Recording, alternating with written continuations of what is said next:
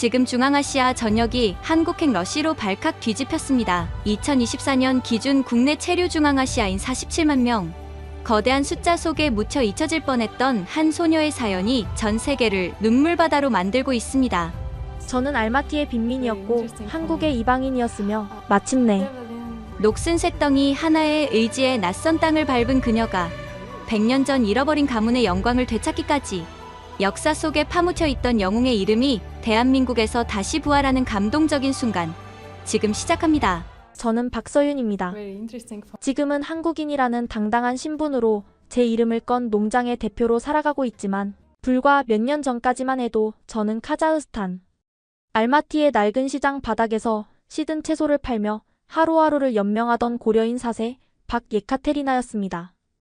아니, 평범하다는 표현조차 당시에 제게는 사치였는지도 모릅니다. 저희 가족은 정말 가난했거든요. 알마티의 겨울은 잔인할 정도로 춥습니다. 매일 새벽 4시면 어김없이 일어나 살을 내는 칼바람을 뚫고 시장으로 향했습니다. 남들보다 조금이라도 더 좋은 자리를 차지하기 위해 낡은 패딩, 점퍼 하나에 의지한 채 꽁꽁 언 당근과 양파 자루를 짊어져야 했죠. 자리를 조금이라도 잘못 잡는 날이면 그날 하루 장사는 공치는 거나 마찬가지였으니까요. 손님들은 채소의 상태를 트집 잡으며 가격을 후려치기 일쑤였습니다. 야, 이거 다 얼었잖아. 반값에 줘. 손가락 끝이 갈라져 피가 나는 추위 속에서도 저는 그저 억지 웃음을 지으며 고개를 끄덕일 수밖에 없었습니다. 한 푼이라도 벌어야 했으니까요. 하루 종일 언 땅 위에 서 있으면 다리가 퉁퉁 부어올라 감각조차 없어졌지만 앉을 여유조차 없었습니다. 제가 잠깐이라도 한눈을 팔면 옆 가게 상인이 제 손님을 가로채 갔거든요. 해가 지고 파장 무렵이 되면 팔다 남은 채소들을 정리했습니다. 상한 것들을 도려내고 남은 자투리가 그날 우리 가족의 저녁 식사였습니다. 집으로 돌아오는 길은 언제나 천근만근 무거웠습니다. 주머니 속에 꼬깃꼬깃 구겨진 지폐 몇 장을 만지작거릴 때면 숨이 턱 막혀왔습니다. 하루 종일 추위에 떨며 번 돈이 고작 빵 몇 조각과 땔감 조금을 살 정도밖에 되지 않았으니까요. 저희 집은 시장에서 버스로 1시간이나 떨어진 산동네 판자촌이었습니다. 벽돌 틈 사이로 황소바람이 들이닥치고 눈이 녹으면 천장에서 물이 새 양동이를 받쳐두는 게 일상인 곳이었죠. 전기도 수시로 끊겨 촛불 하나에 의지해 밤을 보내야 했고 물은 꽁꽁 언 공동 수도를 녹여 길어와야 했습니다. 어머니는 지병으로 누워 계신 날이 많았습니다. 병원에 가려면 큰 돈이 필요한데 약값을 벌려고. 제가 무리해서 일을 늘리면 어머니가 저를 걱정해 병세가 더 악화되는 악순환의 연속이었죠. 밤늦게까지 어머니의 고통 섞인 기침 소리를 들으며 잠드는 게 제 일상이었습니다. 저에게도 꿈은 있었습니다. 대학에 가서 농업 경영을 공부하고 싶었어요. 언젠가는 제대로 된 내 가게를 운영하고 싶었죠. 하지만 현실은 냉혹했습니다. 대학 등록금은커녕 당장 내일 먹을 쌀을 걱정해야 하는 처지에 꿈이라는 단어는 배부른 소리에 불과했습니다. 친구들은 하나둘 결혼해서 고향을 떠났고 주변에서는 제게도 가난한 집이라도 좋으니 빨리 시집이나 가라고 성하였습니다. 하지만 가난해서 도망쳐 또 다른 가난한 집으로 들어가는 게 무슨 의미가 있을까요? 저는 그저 이 지옥 같은 삶의 굴레에서 벗어나고 싶었습니다. 어떤 식으로든 가족의 운명을 바꿀 방법을 찾고 싶었습니다. 그런 제게 유일한 위안이자 의무는 돌아가신 할아버지가 남긴 유품 하나였습니다. 할아버지는 돌아가시는 순간까지 목에 걸고 계시던 낡은 금속판을 제게 걸어주셨습니다. 예카테리나, 이건 내 목숨이다. 절대 팔지 마라. 그리고 언젠가 기회가 오면 반드시 동쪽으로 가라. 군번줄에 매달린 그 네모난 쇳덩이는 너무 녹이 슬어 글자조차 알아볼 수 없었습니다. 시장 사람들은 제 목걸이를 보고 고물상에 팔아도 껌 한 통 못 사겠다며 비웃곤 했죠. 하지만 저는 힘들 때마다 옷 속에 숨겨진 그 차가운 금속을 꽉 쥐었습니다. 그러면 이상하게도 할아버지가 곁에서 지켜주시는 것만 같았거든요. 그러던 어느 날 절망적인 소식이 들려왔습니다. 어머니의 병세가 급격히 악화되어 당장 수술하지 않으면 위험하다는 의사의 통보였습니다. 수술비는 우리 가족이 10년을 안 먹고 모아도 불가능한 액수였습니다. 눈앞이 캄캄해지고 하늘이 무너지는 것 같았습니다. 지푸라기라도 잡는 심정으로 집안을 뒤졌지만 돈이 될 만한 건 아무것도 없었습니다. 그때 제 손끝에 닿은 것이 바로 목에 걸린 이 쇳덩이였습니다. 혹시 이게 특이한 금속이라면 고물상에서 몇 푼이라도 받을 수 있지 않을까? 할아버지는 절대 팔지 말라고 하셨지만 당장 어머니가 죽어가는데 유언 따위가 무슨 소용이란 말입니까? 저는 떨리는 손으로 목걸이를 풀어 전당포로 달려갔습니다. 하지만 주인은 돋보기로 힐끔 보더니 바닥에 내동댕이 쳤습니다. 이런 고철을 어디다 써? 엿장수도 안 가져가. 썩 나가. 바닥에 나뒹구는 할아버지의 유산. 저는 치밀어 오르는 서름을 삼키며 목걸이를 다시 주워들었습니다. 가난이 죄였고 무능력한 제가 원망스러워 펑펑 울었습니다. 터덜터덜 집으로 돌아오는 길, 전봇대에 붙은 펄럭이는 전단지 하나가 제 젖은 눈가를 때렸습니다. 대한민국 계절 근로자 모집.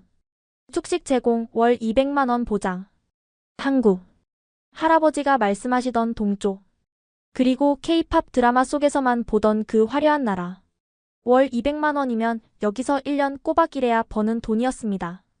심장이 미친 듯이 뛰기 시작했습니다. 6개월만 죽어라 일하면 어머니 수술비를 마련할 수 있을지도 모릅니다. 어머니 저 한국 갈래요. 가서 돈 벌어서 어머니 살릴게요. 어머니의 반대를 뒤로하고 저는 그렇게 한국행 비행기에 올랐습니다. 가진 것이라고는 낡은 가방 하나와 목에 걸린 녹슨 쇳덩이뿐. 비행기 창밖으로 멀어지는 알마티의 설산을 보며 맹세했습니다. 반드시 성공해서 돌아오겠다고요. 하지만 그때는 꿈에도 몰랐습니다. 제가 도착한 한국 땅에서 단돈 100원의 가치도 없어 보이던 이 낡은 목걸이가 제 인생을 송두리째 뒤흔들게 될 줄은요. 그리고 할아버지가 왜 그토록 동쪽으로 가라고 하셨는지 그 쇳덩이 안에 숨겨진 105년의 충격적인 비밀이 곧 밝혀지게 될 줄은 상상조차 하지 못했습니다. 인천공항에 내리는 순간 저는 완전히 다른 세계에 떨어진 기분이었습니다. 밤인데도 공항 전체가 대낮처럼 환했어요. 천장은 끝이 보이지 않을 만큼 높았고 바닥은 제 얼굴이 비칠 정도로 반짝거렸습니다. 사람들은 모두 깔끔한 옷차림에 빠른 걸음으로 어디론가 향하고 있었어요. 알마티 공항과는 비교조차 할 수 없는 규모였습니다. 자동문이 혼자서 열리는 것도 신기했고 에스컬레이터를 타는 것도 긴장되었어요. 한 발 한 발 조심스럽게 올라서는데 뒤에서 누군가 한숨을 쉬며 옆으로 지나갔습니다. 창피했지만 어쩔 수 없었어요. 이런 건 처음이었으니까요. 입국 심사대 앞에서 줄을 서는데 심장이 터질 것 같았습니다. 심사관이 뭔가 물어봤지만 한마디도 알아들을 수 없었어요. 그저 고개만 끄덕이고 어색하게 웃었습니다. 다행히 계절근로자 담당 직원이 통역을 해줘서 무사히 통과할 수 있었어요. 짐을 찾아 나오니 팻말을 든 사람이 기다리고 있었습니다. 제 이름이 러시아어로 적혀 있었어요. 그 사람을 따라 버스에 올랐습니다. 저처럼 다른 나라에서 온 근로자들이 이미 타고 있었어요. 베트남, 캄보디아, 필리핀에서 온 사람들이었습니다. 모두 피곤한 표정으로 앉아 있었고 서로 말을 섞지 않았어요. 버스가 출발하고 창밖 풍경을 보는데 정말 놀라웠습니다. 도로가 이렇게 넓고 깨끗할 수 있다니. 차선이 또렷하게 그려져 있었고 가로등은 끊임없이 이어졌어요. 카자흐스탄에서는 도로에 구멍이 숭숭 뚫려 있고 차들이 제멋대로 달리는데 여기는 모든 게 질서정연했습니다. 2시간쯤 달렸을까요?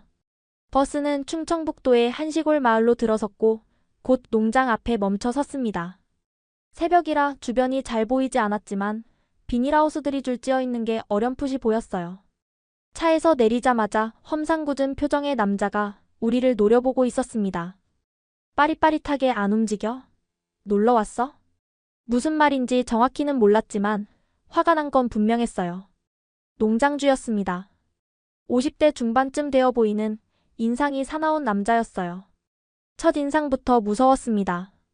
숙소로 안내받았습니다. 컨테이너를 개조한 건물이었어요. 한 방에 4명이 함께 쓰는 구조였습니다. 2층 침대, 작은 사물함, 공용 화장실. 알마티의 우리 집보다는 깨끗했지만 낯설고 불안했어요. 그날 밤 침대에 누워도 잠이 오지 않았습니다. 천장을 바라보며 생각했어요. 내가 정말 여기까지 온 건가? 집에서 수천 킬로미터 떨어진 낯선 나라. 말도 통하지 않는 곳. 아는 사람 하나 없는 곳. 같은 방 사람들은 이미 코를 골며 자고 있었어요. 베트남에서 온 사람들이었는데 서로 베트남어로 수다를 떨다가 잠들었습니다. 저는 그 대화에 낄 수도 없었어요. 언어가 달랐으니까요. 창문 사이로 달빛이 들어왔습니다. 목에 걸린 금속판이 희미하게 빛났어요. 손으로 꼭 쥐었습니다. 할아버지, 저 여기 왔어요. 동쪽이에요. 아무 대답도 없었지만 금속판의 차가운 감촉이 조금은 위안이 되었습니다. 문득 어머니 생각이 났어요. 지금쯤 뭐 하고 계실까? 수술 날짜를 기다리며 얼마나 불안해하실까? 전화하고 싶었지만 새벽이라 참았습니다. 내일 꼭 전화해야겠다고 다짐하며 억지로 눈을 감았어요. 다음 날 새벽 5시 요란한 알람 소리에 눈을 떴습니다. 밖은 아직 깜깜했어요. 몸이 천근만근 무거웠지만 일어나야 했습니다. 간단한 아침을 먹고 바로 비닐하우스로 향했어요. 파프리카 농사였습니다. 모종을 심고 물을 주고 잡초를 뽑는 일이었어요. 단순해 보였지만 막상 해보니 쉽지 않았습니다. 농장 관리자가 시범을 보여줬는데 빠른 한국어라 하나도 알아들을 수 없었어요. 손짓 발짓으로 따라해보려 했지만 계속 실수했습니다. 모종을 너무 깊게 심거나 간격을 잘못 맞추거나. 아씨, 이것도 못해? 관리자의 얼굴에 짜증이 가득했어요. 무슨 말인지 정확히는 몰라도 혼나고 있다는 건 알 수 있었습니다.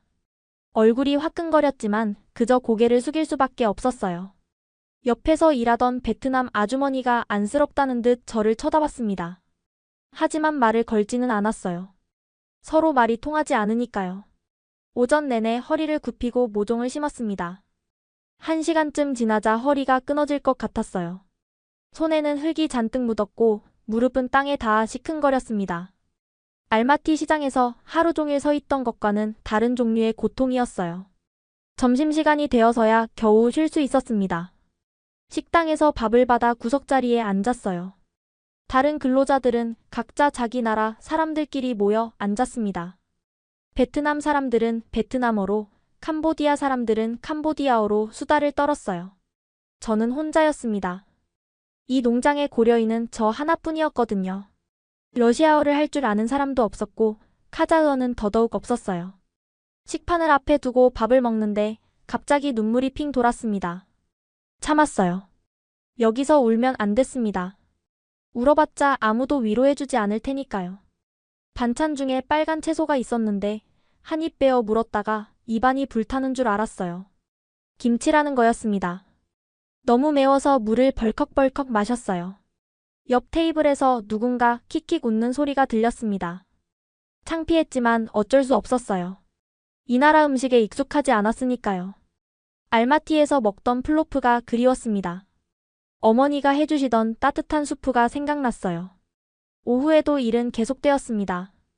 햇살이 뜨거웠어요. 비닐하우스 안은 찜통 같았습니다. 땀이 비 오듯 흘러내렸고 옷은 완전히 젖었어요. 그래도 쉴 수가 없었습니다. 관리자가 계속 감시하고 있었거든요. 야, 빨리빨리. 그 말만은 알아들었어요. 빨리빨리. 한국에서 가장 먼저 배운 말이었습니다. 해가 질 무렵에야 일이 끝났어요. 숙소로 돌아오는 발걸음이 천근만근 무거웠습니다. 온몸이 쑤시고 손에는 물집이 잡혀 있었어요. 샤워실로 들어가 뜨거운 물을 맞는데 그제야 긴장이 풀렸습니다. 거울에 비친 제 얼굴은 초췌하기 그지없었어요. 눈 밑에 다크서클이 짙게 내려앉았고 입술은 갈라져 있었습니다. 이게 정말 나인가 싶었어요. 저녁을 먹고 숙소로 돌아와 핸드폰을 꺼냈습니다. 어머니께 전화를 걸었어요. 신호음이 길게 울렸습니다. 여보세요? 우리 딸이니? 어머니 목소리를 듣는 순간 눈물이 왈칵 쏟아질 뻔했어요. 간신히 참았습니다. 우리는 러시아어로 이야기를 나눴어요. 네, 어머니. 저 한국 도착했어요. 그래? 힘들지 않아? 밥은 먹었어? 네, 괜찮아요. 걱정 마세요. 거짓말이었어요. 하나도 괜찮지 않았습니다. 하지만 어머니께 걱정을 끼쳐드리고 싶지 않았어요. 어머니 수술 날짜 잡혔어요? 응, 다음 달에 잡혔어. 그런데 돈이 제가 보낼게요. 조금만 기다리세요. 첫 월급 받으면 바로 보낼게요. 우리 딸 너무 무리하지 마. 네 몸이 더 중요해. 전화를 끊고 나서야 눈물이 흘러내렸어요. 이불을 뒤집어 쓰고 소리 없이 울었습니다. 어머니를 살리려고 여기까지 왔는데 과연 제가 버틸 수 있을까요? 그렇게 며칠이 지났습니다. 몸은 조금씩 적응되었지만 마음은 여전히 외로웠어요. 말이 통하지 않으니 친구를 사귈 수도 없었습니다. 점심시간에도 항상 혼자 밥을 먹었어요. 어느 날은 일하다가 실수로 모종을 밟았습니다. 관리자가 달려와서 소리를 질렀어요. 야, 뭐 하는 거야? 눈이 없어? 무슨 말인지 다 알아듣지는 못했지만 엄청 화가 난 건 알 수 있었어요. 저는 그저 고개를 숙이고 죄송하다는 말만 반복했습니다. 쏘리. 그날 저녁 숙소에서 펑펑 울었어요. 이렇게까지 해야 하나 싶었습니다. 그냥 알마티로 돌아가고 싶었어요. 시장에서 채소 파는 게 이것보다는 나았을 것 같았습니다. 하지만 돌아갈 수 없었어요. 어머니 수술비를 벌어야 했으니까요. 이를 악물었습니다. 버텨야 해. 6개월만 버티면 돼. 힘들 때마다 금속판을 꺼내 만졌어요. 할아버지가 평생 걸고 다니시던 이 낡은 쇳덩이. 이걸 만지면 이상하게 힘이 났습니다. 할아버지가 곁에서 지켜주시는 것 같았어요. 할아버지, 저 포기 안 해요. 끝까지 버틸 거예요. 일주일쯤 지나자 조금씩 적응이 되었습니다. 모종 씹는 것도 익숙해지고 관리자한테 혼나는 일도 줄었어요. 한국어도 몇 마디 배웠습니다. 물 주세요. 다 했어요. 화장실 가도 돼요? 간단한 말들이었지만 이게 통할 때마다 뿌듯했어요. 조금씩 이 생활에 적응해가고 있었습니다. 그런데 이상한 일이 있었어요. 가끔씩 사람들이 제 목걸이를 유심히 쳐다보는 거였습니다. 처음에는 대수롭지 않게 생각했어요. 낡고 녹슨 금속판이니까 이상해 보일 수도 있겠다 싶었죠. 하지만 유독 한 사람이 계속 제 목걸이를 쳐다봤습니다. 바로 농장주였어요. 어느 날 점심시간에 농장주가 제 옆을 지나가다 멈춰 섰어요. 제 목을 한참 쳐다보더니 뭔가 말하려다 그냥 지나갔습니다. 이상했어요. 분명 뭔가 말하고 싶은 눈치였는데 며칠 후 또 비슷한 일이 있었어요. 제가 비닐하우스에서 일하고 있는데 농장주가 들어와서 일하는 척하며 제 쪽을 계속 힐끔힐끔 쳐다봤습니다. 특히 제 목에 걸린 금속판을요. 그 목걸이 어디서 났어? 어느 날 쉬는 시간에 농장주가 다가와 물었습니다. 손짓으로 목걸이를 가리키며 물어보는 것 같았어요. 할아버지, 유품이에요. 더듬더듬 한국어로 대답했습니다. 농장주는 고개를 끄덕이더니 다시 제 목걸이를 한참 바라봤어요. 눈빛이 묘했습니다. 단순한 호기심이 아닌 것 같았어요. 뭔가를 알아보려는 것 같은 눈빛이었습니다. 이상하네. 어디서 본 것 같은데. 농장주가 혼잣말처럼 중얼거렸어요. 무슨 말인지 정확히는 몰랐지만 그 눈빛이 계속 신경 쓰였습니다. 그날 밤 침대에 누워 생각했어요. 농장주는 왜 자꾸 제 목걸이를 쳐다보는 걸까요? 할아버지의 금속판에 뭔가 특별한 게 있는 걸까요? 아니면 그냥 이상하게 생겨서 그런 걸까요? 금속판을 꺼내 들여다봤습니다. 녹이 심하게 슬어서 원래 모양도 잘 모르겠었어요. 그냥 네모난 쇳덩이에 군번줄이 달린 것처럼 보였습니다. 할아버지, 이게 대체 뭐예요? 대답은 없었지만 이상하게 가슴이 두근거렸어요. 뭔가 일이 일어날 것 같은 예감이 들었습니다. 그리고 그 예감은 틀리지 않았어요. 며칠 뒤 저녁, 샤워실에서 벌어진 일이 모든 것을 바꿔놓았습니다. 일과를 마치고 샤워실로 향했습니다. 하루 종일 비닐하우스에서 땀을 흘렸더니 온몸이 끈적거렸어요. 흙먼지가 머리카락 사이사이에 끼어 있었고 손톱 밑에는 검은 때가 잔뜩 꼈습니다. 하루빨리 씻고 싶었어요. 공용 샤워실은 저녁 시간이면 항상 북적였어요. 다들 하루의 피로를 씻어내려고 줄을 서서 기다렸죠. 저는 늦게 가는 편이었습니다. 사람이 많으면 불편했거든요. 말도 안 통하는 사람들 사이에서 어색하게 서 있는 게 싫었어요. 혼자 있는 게 편했습니다.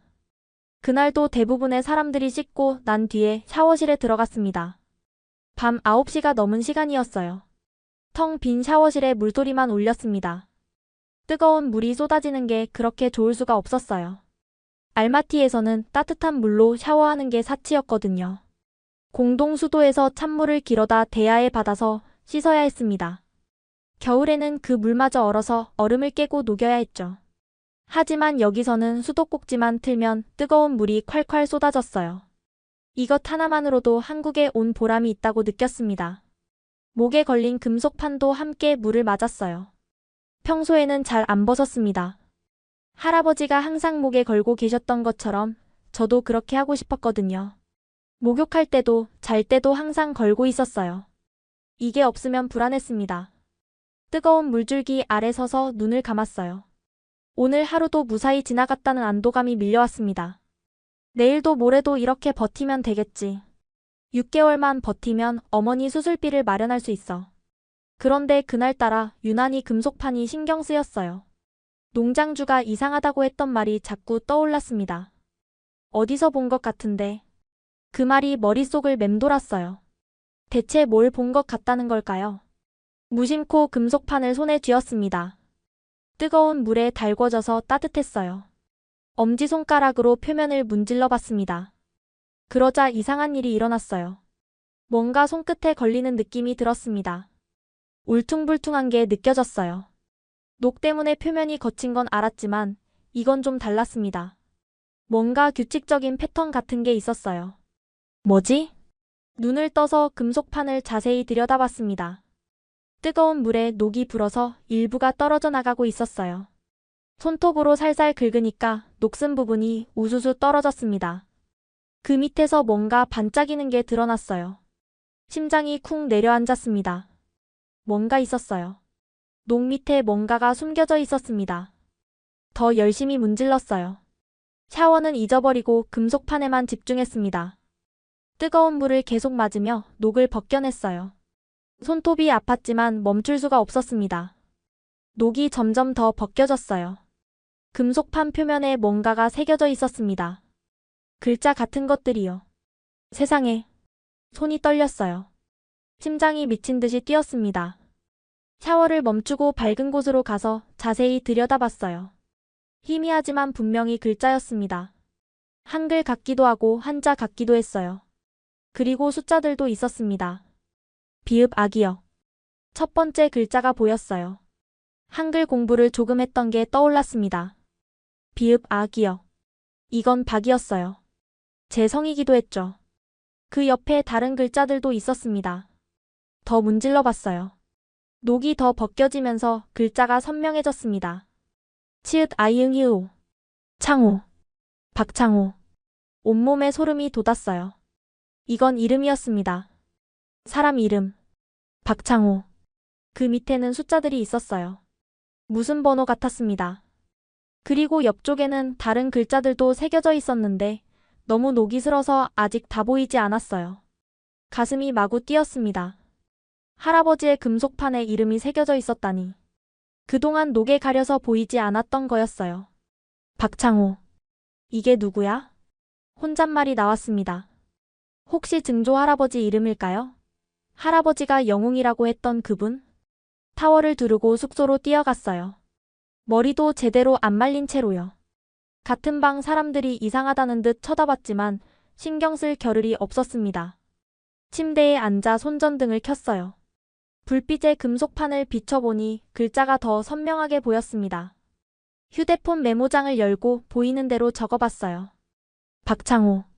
그 밑에 숫자들. 번호 같음. 옆에 다른 글자들. 부대 이름인가?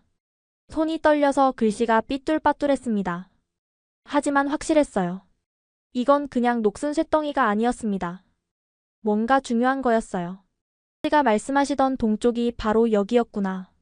그런데 왜 동쪽으로 가라고 하셨을까요? 이 금속판과 관련이 있는 걸까요? 새벽까지 뒤척였습니다. 머릿속이 복잡했어요. 내일 농장주에게 보여줘야겠다고 생각했습니다. 그분이 이상하다고 했으니까 뭔가 알고 있을지도 몰라요. 다음날 아침 일어나자마자 금속판부터 확인했어요. 밤새 꿈이 아니었나 싶었거든요. 하지만 글자는 여전히 거기 있었습니다. 박창호. 분명히 새겨져 있었어요. 아침을 먹으면서도 일을 하면서도 금속판 생각뿐이었습니다. 빨리 농장주를 만나고 싶었어요. 하지만 농장주는 오전 내내 보이지 않았습니다. 다른 일이 있는 것 같았어요. 점심시간이 되어서야 농장주가 나타났습니다. 사무실 앞에서 전화통화를 하고 있었어요. 저는 밥을 먹는 둥 마는 둥 하다가 자리에서 일어났습니다. 용기를 내야 했어요. 떨리는 다리로 농장주에게 다가갔습니다. 저기, 사장님. 농장주가 전화를 끊고 고개를 들었어요. 여전히 무서운 인상이었지만 눈빛은 의외로 부드러웠습니다. 왜? 무슨 일이야? 저는 목걸이를 꺼내 보여드렸어요. 손이 떨렸습니다. 이거. 글씨 있어요. 어제 씻다가 발견했어요. 더듬거리는 한국어였지만 농장주는 알아들은 것 같았어요. 눈이 커졌습니다. 뭐? 글씨? 금속판을 받아들고 자세히 들여다봤어요. 표정이 점점 굳어졌습니다. 아까까지의 부드러운 눈빛이 사라지고 뭔가 심각한 표정으로 변했어요. 잠깐만. 이거 좀 더 닦아봐도 될까? 고개를 끄덕였습니다. 농장주는 주머니에서 손수건을 꺼내 금속판을 조심스럽게 닦기 시작했어요. 마치 귀중품을 다루듯 조심조심. 녹이 더 벗겨지면서 글자가 선명해졌습니다. 박창호. 그 밑에 숫자들. 그리고 옆에 뭔가 부대 이름 같은 것. 농장주의 손이 멈췄어요. 얼굴이 창백해졌습니다. 손수건을 든 손이 미세하게 떨리고 있었어요. 이거. 설마. 사장님? 왜 그래요? 이거 뭐예요? 농장주가 저를 똑바로 쳐다봤어요. 그 눈빛을 평생 잊을 수 없을 것 같습니다. 놀라움, 경외, 그리고 뭔가 알 수 없는 감정이 뒤섞여 있었어요. 이거 어디서 난 거야? 다시 한번 말해봐. 정확하게. 목소리가 떨리고 있었어요. 저도 덩달아 긴장됐습니다. 할아버지 유품이에요. 평생 목에 걸고 계셨어요. 샤워할 때도, 주무실 때도 절대 안 벗으셨어요. 돌아가시면서 저한테 주셨어요. 할아버지가 어디 사람이야? 카자흐스탄이요. 근데 원래는 다른 데서 왔다고 하셨어요.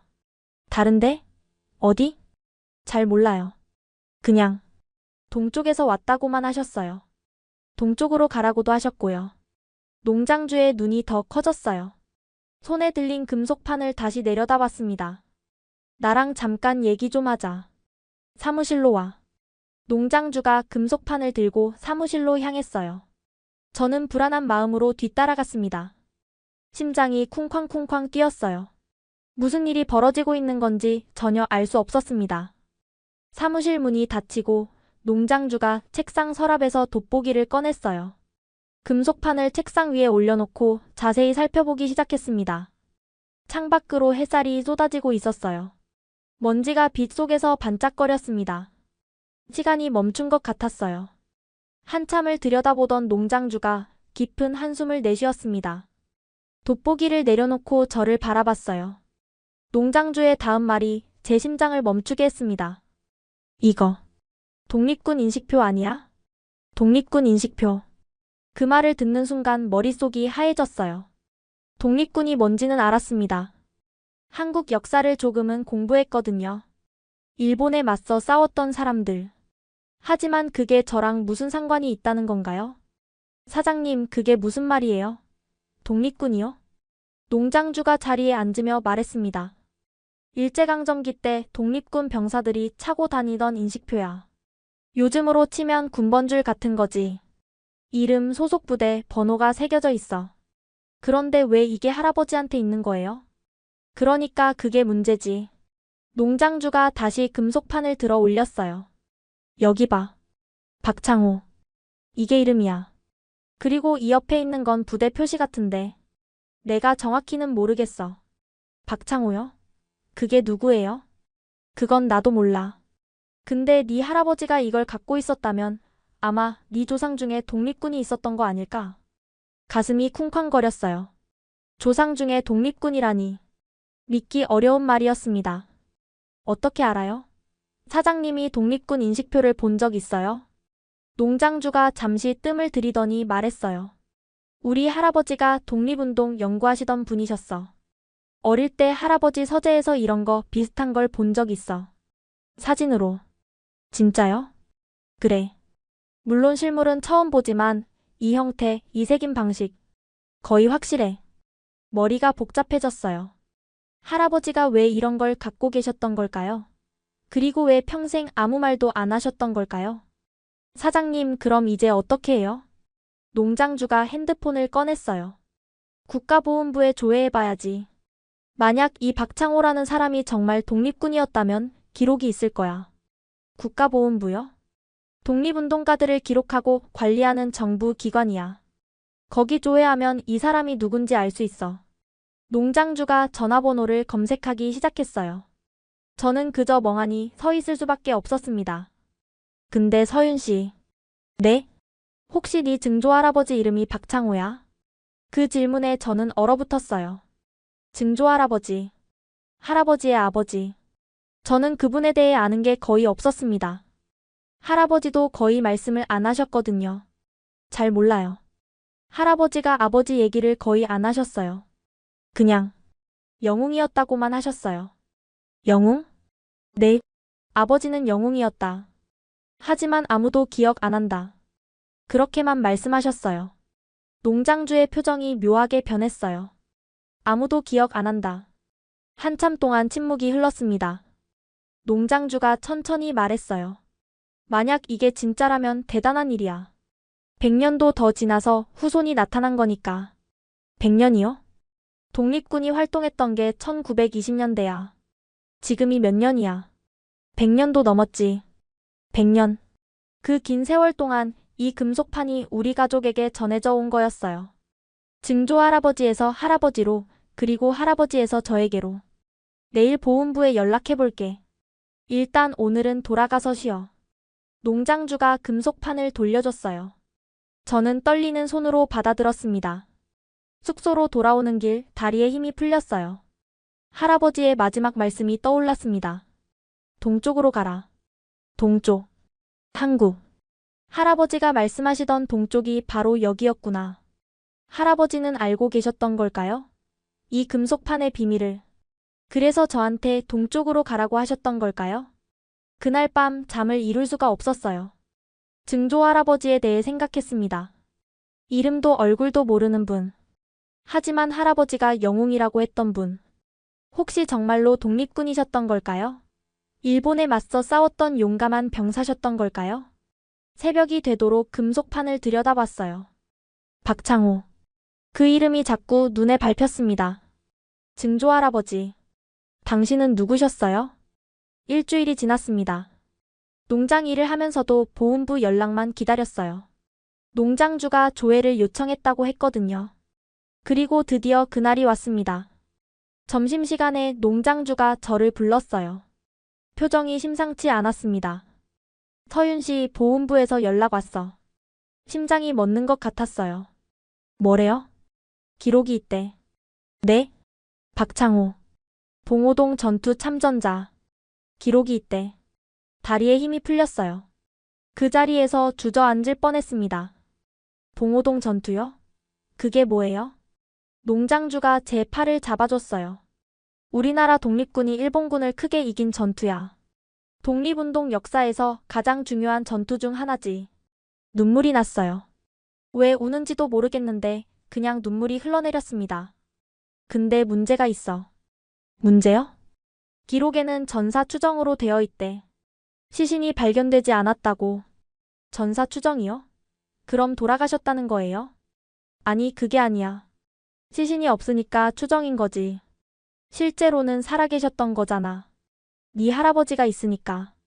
그제야 이해가 됐어요. 증조 할아버지는 전투에서 죽은 게 아니라 살아남으셨던 거였어요. 그리고 어딘가로 가셨고 가정을 꾸리셨고 그 후손이 바로 저인 거였어요. 보훈부에서 직접 만나고 싶대. 내일 서울 갈 수 있어? 서울로 향하는 버스 안에서 저는 계속 금속판을 만지작거렸어요. 창밖으로 스쳐 지나가는 풍경을 보면서 생각했습니다. 증조 할아버지는 어떤 분이셨을까? 봉오동에서 싸우실 때 무슨 생각을 하셨을까? 전투가 끝난 후에는 어디로 가셨을까? 국가보훈부 건물은 크고 위험 있어 보였어요. 농장주가 함께 와줬습니다. 혼자서는 도저히 갈 수 없었거든요. 한국어도 서툴고 뭘 어떻게 해야 할지도 몰랐으니까요. 접수대에서 이름을 말하니 곧바로 안내를 받았어요. 담당자가 기다리고 있다고 했습니다. 이상철 과장이라는 분이셨어요. 50대 초반의 온화한 인상이었습니다. 우리를 보자마자 자리에서 일어나 악수를 청했어요. 바게카테리나 씨 맞으시죠? 멀리서 오시느라 고생 많으셨습니다. 네, 안녕하세요. 한국어가 서툴러서 농장주가 통역을 도와줬어요. 일단 앉으시죠. 차 한 잔 드릴까요? 따뜻한 차를 받아들었지만 손이 떨려서 제대로 마실 수가 없었어요. 담당자가 서류들을 꺼내놓았습니다. 인식표 좀 볼 수 있을까요? 목걸이를 풀어 건넸어요. 담당자가 조심스럽게 받아들고 자세히 살펴봤습니다. 돋보기를 쓰고 한참을 들여다보더니 고개를 끄덕였어요. 틀림없네요. 독립군 인식표 맞습니다. 정말요? 네. 형식이나 색인 방식이 당시 기록과 일치합니다. 박창호 대한독립군 소속. 담당자가 컴퓨터 화면을 돌려서 보여줬어요. 거기에 기록이 떠 있었습니다. 이름 박창호. 생년 1895년. 출생지 함경북도 경원군. 소속 대한독립군. 주요 활동 봉오동 전투 참전. 기록 전사 추정 시신 미발견. 봉오동 전투가 뭐예요? 사장님이 말해줬는데 잘 몰라서요. 담당자가 설명해줬어요. 1920년 6월에 있었던 전투입니다. 만주에서 우리 독립군이 일본군을 크게 물리친 전투예요. 독립전쟁 역사상 첫 번째 대승이었죠. 이 전투 덕분에 독립군의 사기가 크게 올랐고 많은 사람들이 독립운동에 참여하게 됐습니다. 가슴이 뜨거워졌어요. 제 증조 할아버지가 그 전투에 참여하셨다니. 근데 왜 전사 추정으로 되어 있어요? 당시 기록에 따르면 박창호 지사는 전투 중 부상을 입었습니다. 이후 행방이 확인되지 않아 전사 추정으로 기록됐어요. 그럼 실제로는 살아계셨던 거예요? 네, 그렇게 보입니다. 부상을 입고 연해주 쪽으로 후퇴하신 것 같아요. 거기서 치료를 받고 살아남으셨고 가정을 꾸리셨던 거죠. 담당자가 다른 서류를 꺼냈어요. 1937년에 스탈린이 연해주의 고려인들을 중앙아시아로 강제 이주시켰습니다. 아마 박창호 지사 가족도 그때 카자흐스탄으로 이주하신 것 같습니다. 모든 조각이 맞춰지는 느낌이었어요. 증조 할아버지는 독립군으로 싸우다 부상을 입었고 연해주로 후퇴해서 살아남으셨고 강제 이주로 카자흐스탄까지 가게 되셨던 거였어요. 100년도 넘었네요. 담당자가 조용히 말했어요. 네. 100년이 넘는 세월 동안 대한민국은 박창호 지사를 찾고 있었습니다. 전사 추정으로 기록되어 있었지만 혹시 살아계실지도 모른다는 희망을 버리지 않았죠. 그리고 오늘 드디어 후손분을 만나게 됐습니다. 눈물이 쏟아졌어요. 참으려고 했는데 도저히 참을 수가 없었습니다. 할아버지가 말씀하셨어요. 아버지는 영웅이었다고. 하지만 아무도 기억 안 한다고. 이제 기억합니다. 대한민국이 기억합니다. 담당자가 제 손을 꼭 잡았어요. 바게카테리나 씨 정말 감사합니다. 덕분에 100년도 넘게 지나서야 영웅이 돌아오셨습니다. 농장주도 눈시울이 붉어져 있었어요.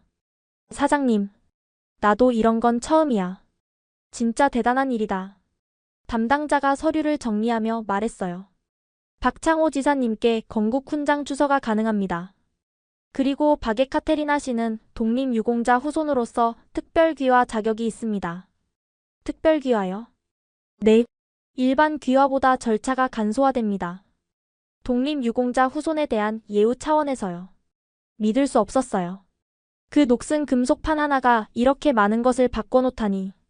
건국 훈장이 뭐예요?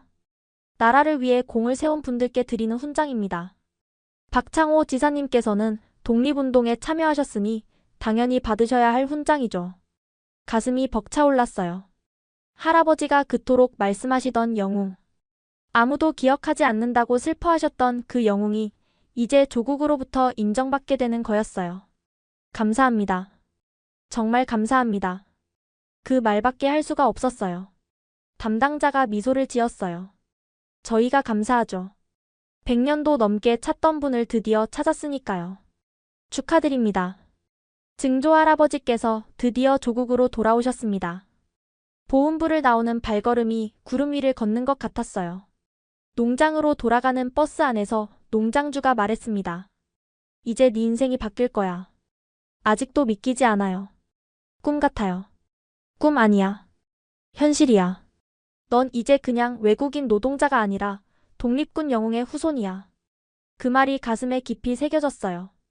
특별귀화 신청 절차가 시작됐습니다. 보훈부 담당자가 많은 부분을 도와줬어요. 일반 귀화보다 훨씬 간소화된 절차였지만 그래도 준비할 서류가 적지 않았어요. 카자흐스탄에 있는 어머니께 전화를 걸었습니다. 우리는 러시아어로 이야기를 나눴어요. 어머니, 저 한국에서 귀화해요. 한국 사람 돼요. 전화기 너머로 어머니의 울음소리가 들렸어요. 그래? 우리 딸이 한국 사람 된다고? 네. 그리고 어머니, 증조 할아버지가 독립군이셨대요. 일본이랑 싸웠던 영웅이셨대요. 어머니가 한참 동안 말을 잇지 못했어요. 할아버지가 항상 말씀하셨어. 아버지는 영웅이었다고. 그게 정말이었구나. 네. 건국 훈장도 받으신대요. 몇 달 후 건국 훈장 추서식이 열렸습니다. 정장을 빌려 입고 행사장으로 향했어요. 떨리는 마음으로 들어서니 많은 사람들이 있었습니다. 정부 관계자들, 보훈단체 회원들, 기자들까지. 고 박창호 지사께 건국훈장 애국장을 추서합니다. 제 이름이 불렸어요. 단상 위로 올라가는 다리가 떨렸습니다. 훈장이 담긴 상자를 받아들었어요. 한 손에는 훈장, 다른 손에는 할아버지의 금속판을 꼭 쥐고 있었습니다. 카메라 플래시가 터졌어요. 기자들이 질문을 쏟아냈습니다. 기분이 어떠세요? 100년도 더 지나서 증조 할아버지가 인정받는 건데요. 감회가 어떻습니까? 눈물이 나서 제대로 대답을 할 수가 없었어요. 그저 훈장을 가슴에 안고 고개를 숙일 뿐이었습니다. 감사합니다. 할아버지 덕분이에요. 이 금속판을 지켜주신 할아버지 덕분이에요. 그게 제가 할 수 있는 전부였어요. 추서식이 끝난 후 특별귀화 절차도 마무리됐습니다. 드디어 귀화 증서를 받는 날이 왔어요. 귀화하면서 저는 러시아식 이름 예카테리나 대신 한국식 이름을 선택했습니다. 박서윤. 할아버지의 성을 이어받은 새로운 이름이었어요. 대한민국 귀화 허가증. 박서윤. 제 새 이름이 적힌 서류를 받아들었어요. 손이 떨렸습니다. 축하드립니다. 이제 대한민국 국민이십니다. 담당 공무원이 악수를 청했어요. 저는 눈물을 흘리며 그 손을 잡았습니다. 며칠 후 주민등록증도 발급받았어요. 작은 카드 하나에 제 사진과 이름이 새겨져 있었습니다. 박서윤. 대한민국. 이 작은 카드가 이렇게 무거울 줄은 몰랐어요. 외국인 노동자가 아닌 대한민국 국민. 독립군 영웅의 후손. 그 무게가 어깨를 짓눌렀습니다. 농장으로 돌아왔을 때 동료들이 박수로 맞아줬어요. 축하해 서윤. 이제 진짜 한국 사람이네. 베트남에서 온 언니가 안아줬어요. 나도 언젠가 귀화하고 싶어. 서윤이 보니까 희망이 생겨. 농장주도 흐뭇한 표정으로 지켜보고 있었어요. 서윤 씨 이제 정규직으로 전환해줄게. 급여도 올려주고. 사장님 감사합니다. 정말 감사합니다. 그날 밤 숙소에서 어머니께 화상통화를 했어요. 어머니, 저 한국 사람 됐어요. 주민등록증도 받았어요. 그리고 이제 제 이름은 박서윤이에요. 어머니가 울먹이며 말씀하셨어요. 우리 딸 자랑스럽다. 할아버지도 하늘에서 기뻐하실 거야. 어머니 수술비 보낼게요. 이제 돈도 더 벌 수 있어요. 괜찮아. 네가 잘 되는 게 제일 중요해. 아니에요. 어머니 수술이 먼저예요. 제가 한국 온 이유잖아요. 전화를 끊고 금속판을 들여다봤어요. 이제 글자가 선명하게 보였습니다. 증조 할아버지 드디어 집에 오셨어요. 100년도 더 지나서요. 하지만 아직 해결하지 못한 문제가 있었어요. 카자흐스탄에서 수술을 기다리고 계신 어머니. 돈을 벌어서 어머니를 살려야 했어요. 그리고 저는 결심했습니다. 그냥 노동자로 사는 게 아니라 제대로 뿌리를 내리겠다고. 증조 할아버지의 이름에 부끄럽지 않은 삶을 살겠다고요. 귀화 후 첫 번째 월급날, 저는 곧바로 은행으로 달려갔어요. 정규직으로 전환되면서 급여가 올랐습니다. 숙식비를 제하고도 손에 남는 돈이 꽤 됐어요. 전부 어머니께 보냈습니다. 어머니 돈 보냈어요. 수술 받으세요. 전화기 너머로 어머니의 울음소리가 들렸어요. 서윤아, 이 돈 어디서 났어? 너무 많잖아. 제가 벌었어요. 귀화하고 급여가 올랐어요. 걱정 마세요. 한 달 후 어머니가 수술을 받으셨어요. 성공이었습니다. 전화로 어머니 목소리를 들었을 때 저는 농장 한 구석에서 펑펑 울었어요. 서윤아, 어머니 이제 괜찮아. 네 덕분이야. 이제 첫 번째 목표는 이뤘어요. 하지만 거기서 멈추고 싶지 않았습니다. 평생 남의 농장에서 일만 할 수는 없었어요. 제대로 된 제 사업을 하고 싶었습니다. 농장주가 힌트를 줬어요. 서윤씨, 농업기술센터라고 알아? 거기서 무료로 농사기술 가르쳐줘. 농업기술센터요? 응. 스마트팜이라고 첨단 기술로 농사 짓는 거 배울 수 있어. 관심 있으면 한번 가봐. 그 길로 농업기술센터를 찾아갔어요. 상담을 받아보니 정말 좋은 프로그램들이 많았습니다. 스마트팜 교육 과정이 있어요. 석 달 과정인데 수료하면 창업 지원도 받을 수 있습니다. 창업 지원이요? 네. 정부에서 귀농 창업 지원금을 줍니다. 최대 1억 원까지요. 1억 원. 어마어마한 금액이었어요. 알마티에서는 평생 모아도 만질 수 없는 돈이었습니다. 그런데 독립유공자 후손이시라고요? 그러면 가산점이 있어요. 가슴이 뛰었습니다. 증조 할아버지 덕분에 이런 기회까지 얻을 수 있다니. 농장주에게 사정을 말하고 교육에 참가하기로 했어요. 낮에는 농장 일을 하고 저녁에는 센터에서 수업을 들었습니다. 힘들었지만 견딜 수 있었어요. 목표가 있으니까요. 스마트팜 기술은 정말 신기했어요. 센서로 온도와 습도를 자동으로 조절하고 휴대폰으로 농장을 관리할 수 있었습니다. 물 주는 것도 자동, 환기도 자동. 알마티의 원시적인 농사와는 차원이 달랐어요. 이런 기술이 있으면 혼자서도 큰 농장을 운영할 수 있겠네요.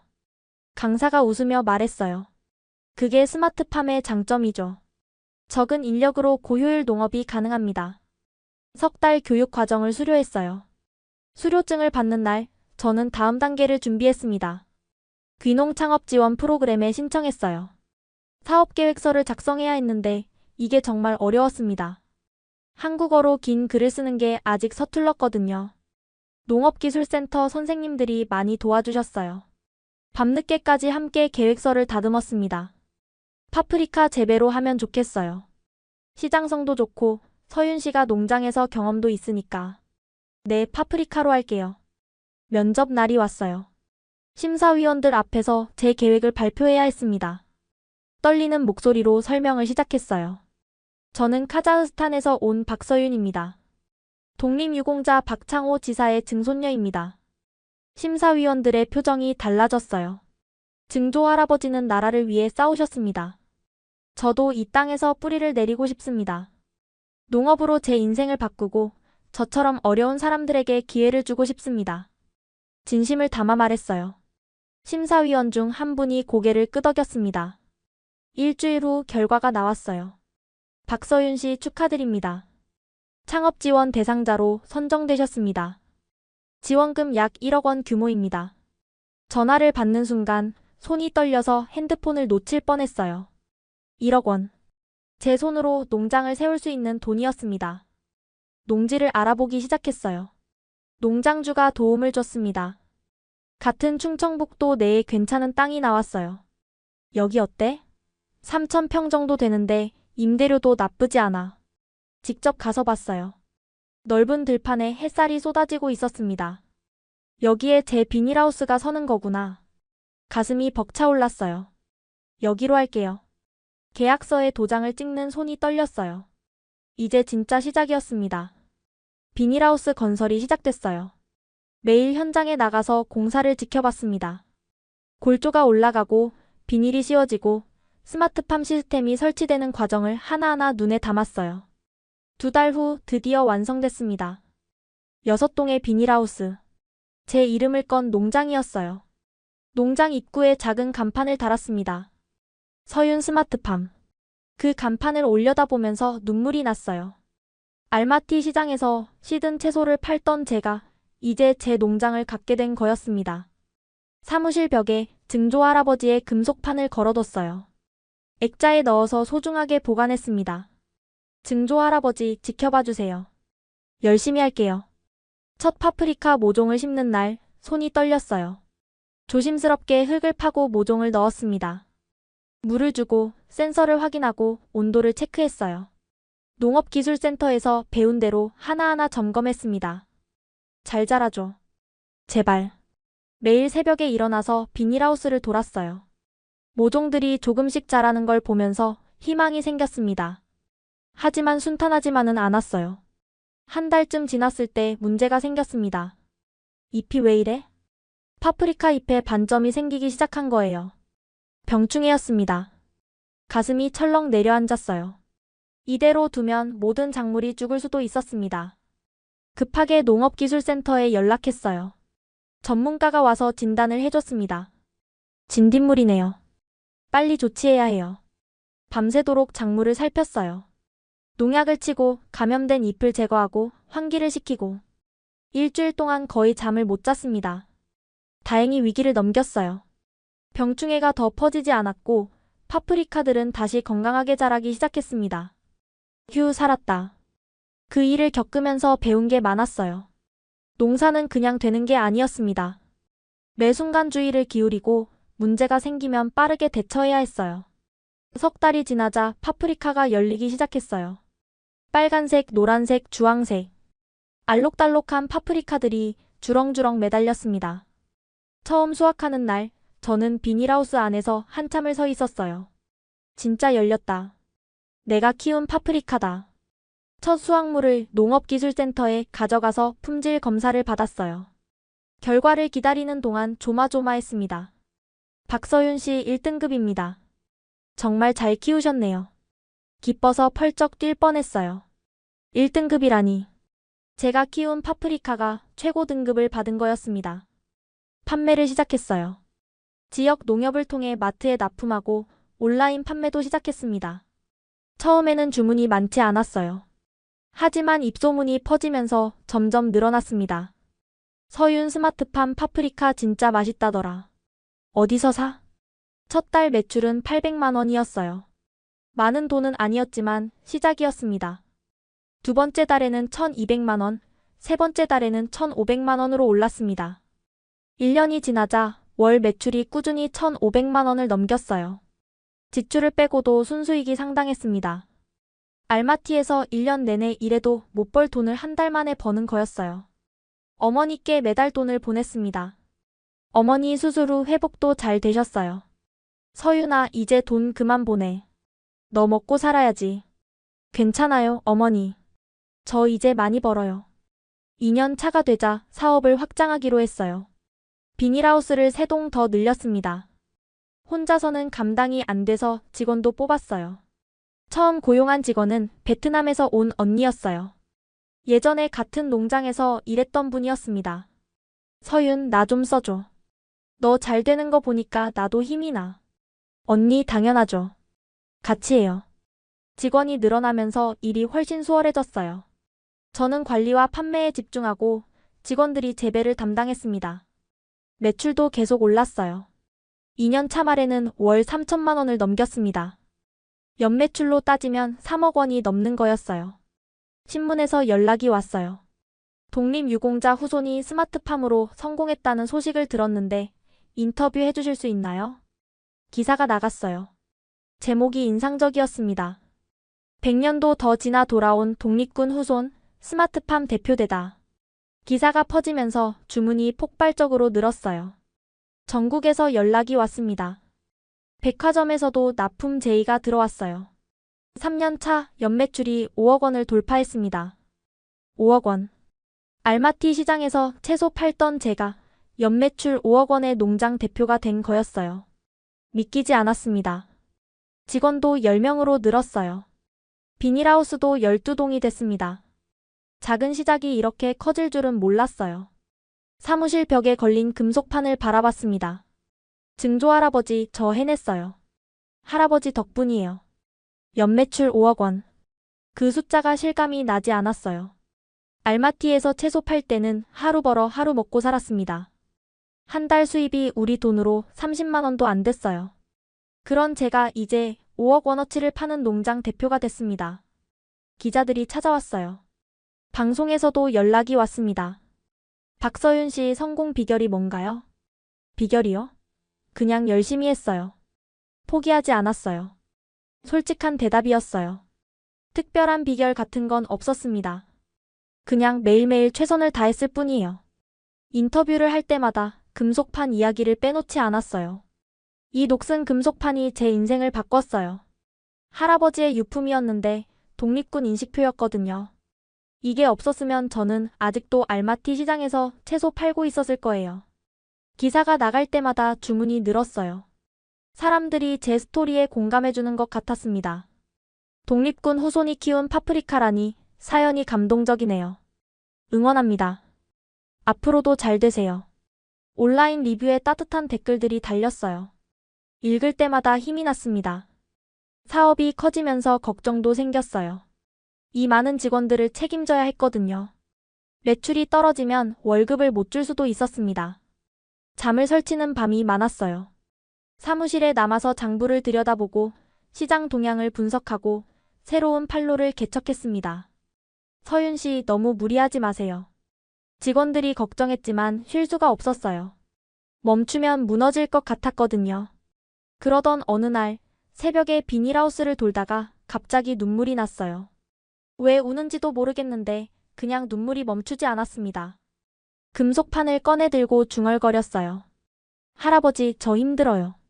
이렇게 사는 게 맞는 건가요? 그때 할아버지의 유언이 떠올랐습니다. 동쪽으로 가라. 할아버지는 왜 동쪽으로 가라고 하셨을까요? 단순히 돈을 벌라는 게 아니었을 거예요. 뿌리를 찾으라는 뜻이었을 거예요. 그리고 그 뿌리 위에서 제대로 살라는 뜻이었을 거예요. 그래, 난 잘하고 있어. 스스로를 다독였어요. 힘들어도 이겨내야 했습니다. 이 농장은 저만의 것이 아니었어요. 할아버지의 유산이고 직원들의 생계이기도 했습니다. 3년 차 말 농장이 안정적으로 자리 잡았어요. 매출은 꾸준히 5억 원 이상을 유지했고 거래처도 탄탄해졌습니다.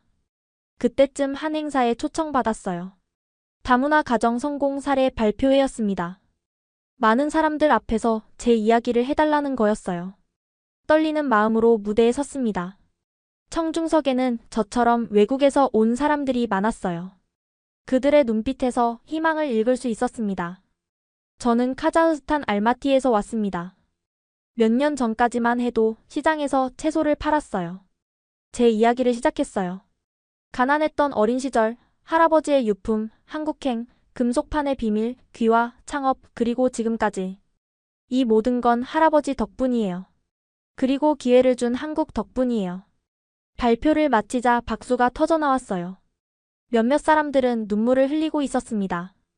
발표가 끝난 후 많은 분들이 다가왔어요. 서윤 씨, 저도 고려인이에요. 저도 귀화하고 싶은데 어떻게 해야 하나요?